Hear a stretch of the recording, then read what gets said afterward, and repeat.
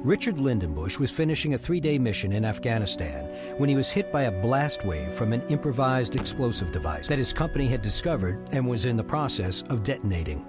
Though a little groggy, he proceeded back to base, where he suffered a stroke several hours later. I lost everything I had going for me at that, it was like a turn of a light switch. One minute I'm, Sergeant LB, doing all this good stuff, and the next minute I could barely walk, having people having to drag me to the aid station. Serving in the military had been a lifelong dream for Lindenbusch. It was solidified after the events of September 11th. I was pretty angry. I mean, all this stuff that's ever happened's usually been outside, and they brought it to our home front, so I kind of took it as a disrespect, and it really upset me that innocent civilians were dying. Right there was pretty much part of where that's when I decided, hey man, I want to stand up for the weak. I'm the one that wants to stand up and fight for people who can't. Richard joined the Army in 2003 and spent 10 years on active duty, including 36 months either deployed or on combat duty. Not an easy thing to do for a man with a wife and 3 kids. It was hard.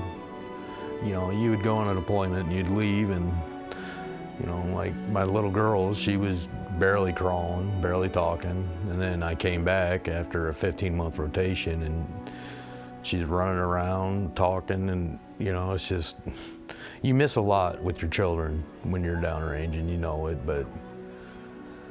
and I think that's why I spoil my kids the way I do, is that guilt of not being there, watching that stuff, but yeah, it is pretty hard, man. They ask the questions and you have to answer them as honestly as you can. For their age group, my daughter thought my husband lived in a cave for a long time, hiding out from the bad guys. Actually, Richard was a decorated infantryman.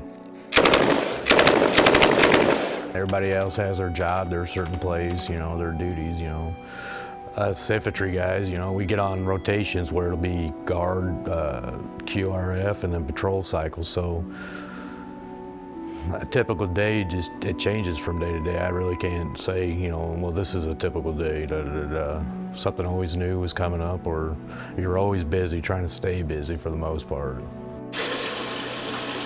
The ability to keep busy went away after the stroke. Richard still feels weakness in his left side, has nerve damage, and issues with shaking. Additionally, he suffers from the mental anguish of a 2-year recovery process that seemingly will never end. The recovery aspect, I have met some people that actually cared. Some real good people that actually cared, that actually helped me get to the point and helped keep me motivated, because like I said, man, I lost everything overnight, and if it wasn't for those certain individuals that are helping me get through it, I don't think I would have been able to get through it,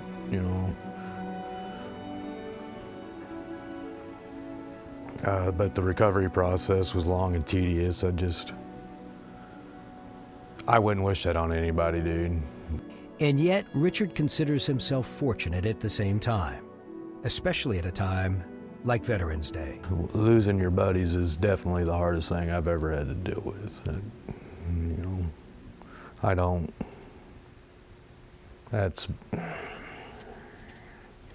Yeah, it's not my day just because I served. I got lucky. I made it back.